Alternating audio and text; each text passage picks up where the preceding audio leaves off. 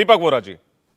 आभारी हूं कि आपने आपके शानदार चैनल पर मौका दिया है आपके साथ बातचीत करने का। और मैं देख रहा हूँ जनरल मेस्टन साहब हैं, हमारी बेटी आरजू काजमी है और 2 और लोग पाकिस्तान से हैं। बहुत अच्छा लगता है। Thank you for this opportunity. आप सबसे मैं सीखता हूँ। ये जो मजाक कर रहे थे ना कि इतने इतने टन आपका ये चला गया वो चला गया, ये सही है कि इंटरनेट पे बिकता था, पर वो वेबसाइट जो थी वो पाकिस्तानी मिलिट्री बनाती थी। और अगर कहें कि हम अपना यूरेनियम देंगे तो कोई उन पर भरोसा नहीं करता था, क्योंकि चोरी तो उनके रस रस में नस नस में बसी हुई है, तो कोई उन पे भरोसा नहीं करेगा। और दुनिया का सबसे बड़ा, सुन लीजिए ध्यान से, न्यूक्लियर वॉलमार्ट, सबसे बड़ा न्यूक्लियर अमेज़न एक साहब चलाते थे, जो एक साइंटिस्ट से चोरी करके न्यूक्लियर टेक्नोलॉजी लाए थे, और अभी कुछ समय हुआ तो दुनिया पर बड़ी मेहरबानी की, वो मर गए। तो सारी दुनिया ये जानती है कि प्रोलिफरेशन किसने की थी, और शायद हमारी बेटी कह रही थी वो तो नेशनल हीरो हैं। चलिए, बड़ी अच्छी बात है। जो चोरी करता है, अगर आप उसको नेशनल हीरो बनाना चाहते हैं, आपको बहुत बहुत मुबारक हो। आप तो अपनी सच्चाई खुद बयान कर रही हैं। दूसरा मैं बताना चाहता हूं sir, Alice in Wonderland, major साहब आप भी पढ़िएगा। उसमें कैटरपिलर एलिस से पूछता है कि आप कौन हैं। एलिस जवाब देती है, मैं कौन हूं? हाँ, यही तो सबसे बड़ा जो पजल है, मैं खुद नहीं जानती मैं कौन हूं। पाकिस्तान की डिग्निटी और सेल्फ रिस्पेक्ट खत्म हो चुकी है। जो आपके रहनुमा थे, घुमा के तमाचा पब्लिकली मारा। सही कह रहा है, गलत कह रहा है सर? पब्लिक परसेप्शन में आपका पासपोर्ट सोमालिया और अफगानिस्तान से अब नीचे चला गया है। क्या चाहते हैं आप लोग? आप लोगों ने कहा है कि हमको $30 बिलियन चाहिए, जो आप में बहुत बुरा हुआ है, जो बाढ़ आई हुई है, आपको 50 मिलियन नहीं मिले। और लोग क्या कहते हैं कि हम पैसे दे देंगे, लेकिन जो 2004 में किया था उसका 95% इनकी मिलिट्री खा जाएगी, चोरी कर देगी। What is this reputation? Transparency international के करप्शन परसेप्शन इंडेक्स में आप गिरते जा रहे हैं। Sir, why don't you set your house in order? क्यों हर चीज में भारत आपके लिए गोल्ड स्टैंडर्ड है? अगर जो बाइडेन साहब ने ये कह दिया है, हमारा नाम नहीं लिया सर, उन्होंने आपका नाम लिया है। और अगर आपका नाम लिया है, ऑनेस्टली सर, मैं आपको एक पानी का गिलास देता हूं, उसमें डूब जाइए। अगर मैं पाकिस्तानी डिप्लोमेट होता, मैं अपना इस्तीफा दे देता। इट इज इनडिफेंसिबल जो इन्होंने कहा है। Nobody can handle this sir. और ये वहां पर जो यूएस के राजदूत हैं, उनको तलब करके उनसे सवाल जवाब कर रहे हैं। संजय मेस्टन साहब से एक जवाब ले लूं, उसके बाद में हामिद जी आपके पास आ रहा हूं। संजय मेस्टन जी बहुत देर से इंतजार कर रहे हैं।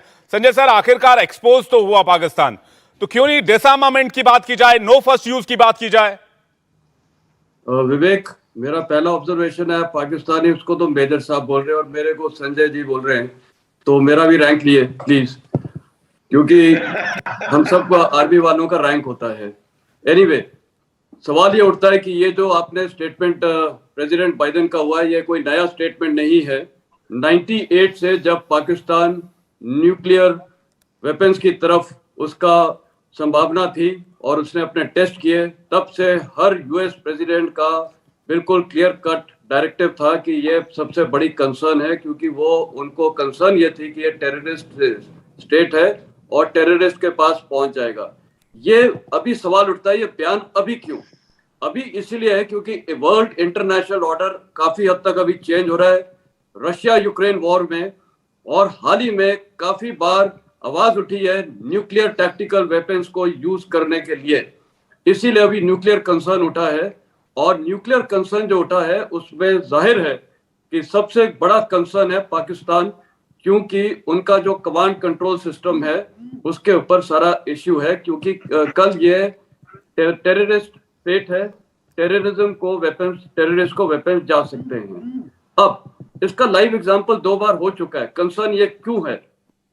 92 में जब अफगानिस्तान में आप लोग ने जाके छेड़ा था सिविल वॉर और तालिबान को डाला था, उस समय अफगानिस्तान आर्मी के पास रूसी हथियार थे, सारे रूसी हथियार पाकिस्तान आर्मी के पास आ गए।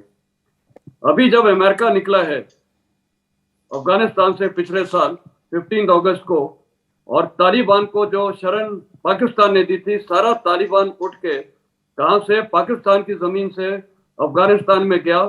और मेरे को हैरानी है कि अफगान नेशनल आर्मी जो वेल ट्रेंड थी, उन्होंने हथियार डालने शुरू कर दिए, और हकीकत में यह हुआ है कि एक पूरा टेररिस्ट ऑर्गेनाइजेशन तालिबान ने सारे वेपन्स जो यूनाइटेड स्टेट्स के थे अब उनकी में आ गए हैं। वो जो उन्होंने एक सबक लिया है, उनको यही कंसर्न है कि कर यही टेररिस्ट पाकिस्तान आर्मी के हाथों में जो कमांड कंट्रोल है, वेपन्स हैं, वो अगर टेररिस्ट के हाथ में आ गए तो वर्ल्ड सबसे डेंजरस जगह होगी। मुद्दा ये है, वो अपने तजुर्बे और एक्सपीरियंस से बोल रहे हैं। और अब ये क्यों? इसीलिए क्योंकि हकीकत में क्या है कि पाकिस्तान आर्मी में जो एक रेडिकलिज्म आज नहीं, जनरल जिया उल हक ने शुरू की थी, वो रेडिकलिज्म से कई लोग वहां से सबवर्ट किए जा सकते हैं टेररिज्म के जरिए। उनकी लॉयल्टी ओवरनाइट चेंज हो सकती है। अगर वो लॉयल्टी चेंज हो जाएगी तो ये वेपन्स उनके हाथों में पहुंच सकते हैं, टेररिस्ट के हाथों में। इसीलिए ये मुद्दा उठा है और ये कंसर्न है यूनाइटेड स्टेट्स के लिए नहीं, पूरी वर्ल्ड के लिए। बिल्कुल सही बात कह रहे हैं, ये कंसर्न सिर्फ यूनाइटेड स्टेट्स के लिए नहीं हो सकता। इंडिया टीवी हर वक्त हर जगह डाउनलोड करने के लिए सर्च करें India TV news Google play store या ऐप स्टोर पर।